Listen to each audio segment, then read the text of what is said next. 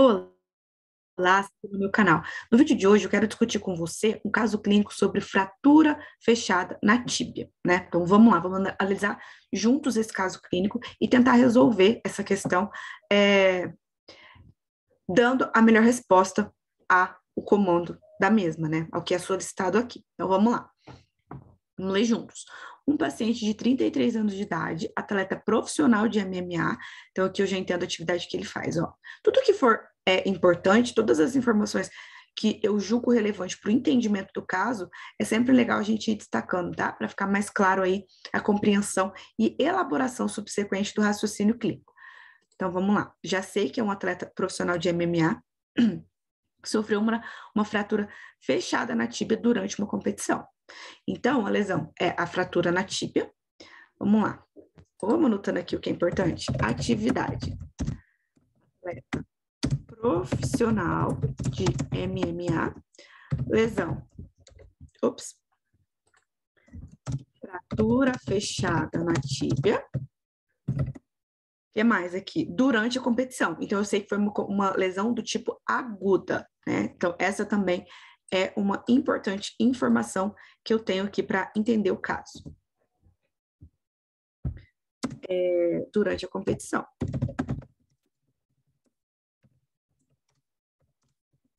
Lesão aguda. Ok. Seguindo. Após ter sofrido o golpe pelo oponente.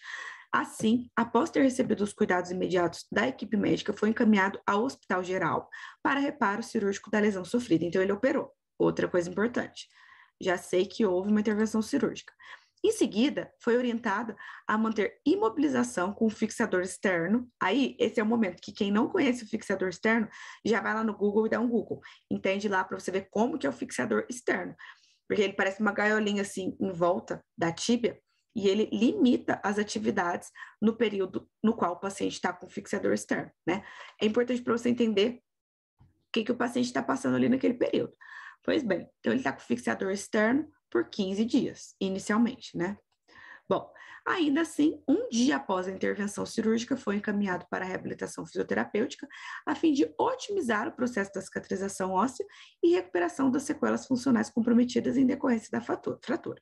Ok, entendi então que ele acabou de fazer a cirurgia, ele está imobilizado por 15 dias, mas ainda assim, um dia após a cirurgia, ele chega para mim na fisioterapia. Bom, eu já entendo o cenário, já sei qual que é a lesão, já consigo imaginar um paciente desse chegando para mim. Seguimos então. Bom, é muito interessante que toda vez que você for analisar um caso clínico, você vai imaginando o cenário na prática. Então, pensa você lá com o paciente, com você ali naquele momento. Facilita muito a compreensão e o desenvolvimento do seu raciocínio clínico em situações de cenário parecido, tá? Te ajudando a demonstrar ações que você deve desempenhar em cenários similares. Pois bem, na avaliação fisioterapêutica, foram verificadas as seguintes condições: dor, edema, rubor, calor, limitação de ADM, fraqueza muscular em músculos adjacentes e comprometimento neuromuscular no músculo contralateral. Pois bem, então isso aqui é tudo que está ruim, né? Então isso aqui seria, vou até ver se eu consigo colocar aqui em comentários, isso aqui seria o diagnóstico fisioterapêutico, né? Porque todos os comprometimentos que foram verificados na avaliação. Ok. Então eu tenho que melhorar tudo isso. O que a fisioterapia tem que fazer? Melhorar tudo que está ruim. Melhorar todas as funções comprometidas. Pois bem, considerando essa situação, elabora um plano de tratamento para o paciente em questão, para a fase da lesão na qual a mesma se encontra. Você deve incluir os pontos de interesse da reabilitação para este momento específico. Lembre-se que para cada objetivo citado, você deve mencionar uma conduta pertinente. Siga uma linha de raciocínio lógica e sequencial. Bom, então ele está pedindo para eu prescrever uma conduta terapêutica para esse paciente com fratura na tíbia, para o momento que ele se encontra. Pois bem, quando a gente fala de momento fisiopatológico, a gente sabe que todas as lesões, elas passam por 3 fases, 3 momentos de cicatrização. Então, a gente tem a fase aguda, fase subaguda e fase crônica. No caso, fica muito claro para mim que ele está na fase aguda. Por quê? Porque ele acabou de operar. Ele operou ontem e chegou para mim hoje. É o que está falando aqui no enunciado. Então, obviamente, esse dado do tempo, associado às informações que eu tenho aqui, né, de calor, edema, rubor, são todos sinais e sintomas da inflamação. Então, o tempo associado ao diagnóstico aqui demonstrado, fica claro para mim que ele está na fase aguda. Sabendo disso, eu devo cuidar, né, também, para prescrever condutas contundentes a esse momento, que não vá prejudicar a inflamação, não vá exacerbar, né? Então, a gente tem aqui, sabendo de tudo isso, ele está na fase aguda e tal, já sei de tudo isso, o que eu penso? Quais são os objetivos da fase aguda? Eu tenho que pensar nos objetivos da fase aguda para daí prescrever uma conduta que vá de encontro aos anseios desse momento do processo de reabilitação, né? Então, quais são os objetivos da fase aguda?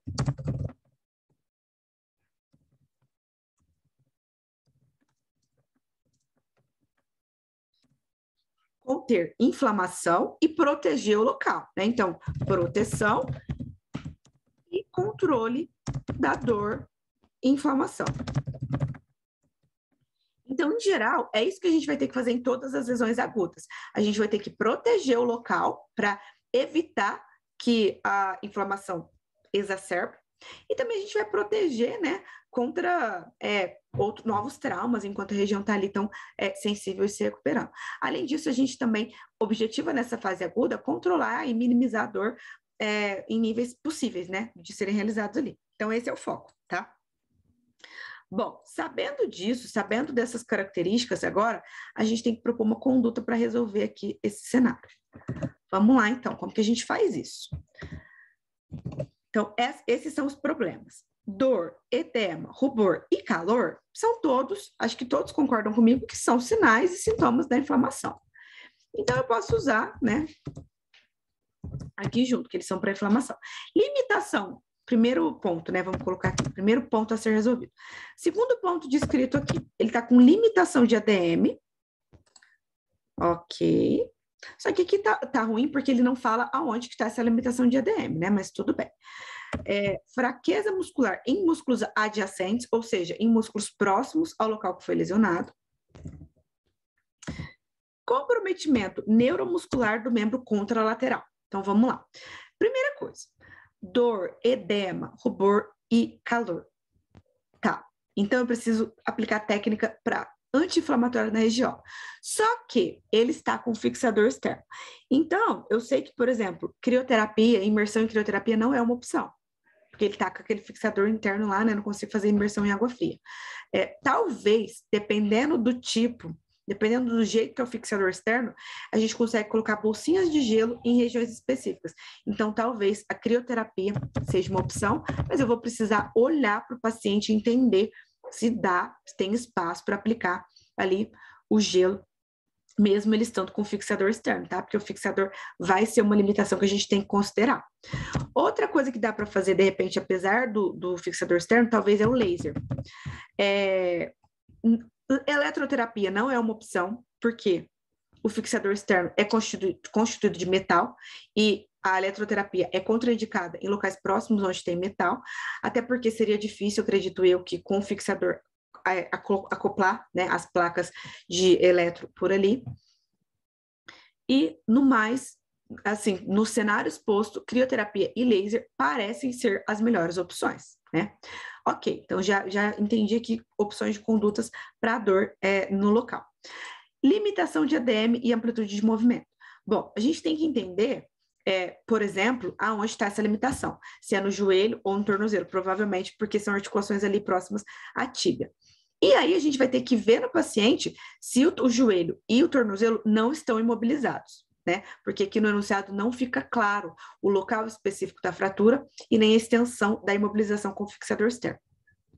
Então, após ver o paciente, se eu vejo que o tornozelo e o joelho não estão imobilizados, então eu posso aplicar a técnica de mobilização passiva e ativa nessas articulações, sem medo de comprometer o fixador externo, né? Isso porque o fixador externo não vai estar ali na região. Então, se o tornozelo e o joelho estiverem liberados, não estiverem imobilizados, a gente pode começar de uma maneira progressiva, leve, que respeite o nível de dor do paciente, a aplicar mobilização passiva e ativa. Sem carga, tudo de uma maneira bem leve, bem discreta, mas para imobilizar mesmo e nunca para estimular muito a ponto de piorar a inflamação. Isso porque se eu faço um exercício muito pesado nesse momento, eu vou aumentar a vascularização local. E se eu aumento a vascularização local de uma região que já está inflamada, consequentemente, as minhas chances de aumentar a inflamação são grandes, né? Então, tenho que evitar muito movimento. Por isso que a gente fala sempre que é um momento de repouso ali da região que está sendo privada de movimento, exatamente porque precisa de cicatrização, né? Fraqueza muscular de músculos adjacentes. Bom, se são músculos não envolvidos ali, que estão longe da região imobilizada, eu posso aplicar técnicas de fortalecimento da região, começando pelo fortalecimento isométrico e depois progredindo para fortalecimento concêntrico, excêntrico, né? Se for o caso. Então, eu já sei que eu vou ter que fazer exercícios de força. Vou colocar aqui treino de força nesses músculos. Muito provavelmente aqui, por exemplo, o quadríceps vai estar bastante comprometido e o quadríceps muito provavelmente já dá para a gente trabalhar bem, né? Sendo que ele está longe ali da região imobilizada. E por último, comprometimento neuromuscular no membro contralateral. Pois bem, se é no membro contralateral que não está machucado e não está passando por um processo de cicatrização, eu devo e posso aplicar técnicas de treino neuromuscular para esse membro, né, que está, afinal de contas, saudável, para que ele não fique ainda mais prejudicado pelo repouso do membro que está lesionado. Então, treino neuromuscular progressivo, devagar, dentro das limitações do outro membro, tá?